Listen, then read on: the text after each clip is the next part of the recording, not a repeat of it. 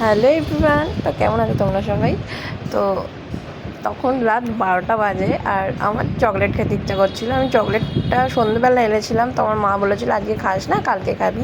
But আমি তো সোনার মেয়ে নয়, আমি রাত্রির 12টার সময় উঠে আমার মারা যখন ঘুমোচ্ছে তখন আমি রীতিমতো চুরি করে খেয়েছি বলতে গেলে। এটা ছোটোবেলা আমি অনেক করেছি, বাট বড়োবেলা এটা আমার ফার্স্ট টাইম বলতে গেলে। আর আমার এই চকলেটটা অনেকটাই ফেভারিট চকলেট, মানে আমি আনলে খেতেই হবে। আর আমাকে মা সন্ধ্যা থেকে খেতে দেয়নি, বলেছে না খাবি না, কালকেই খাবি।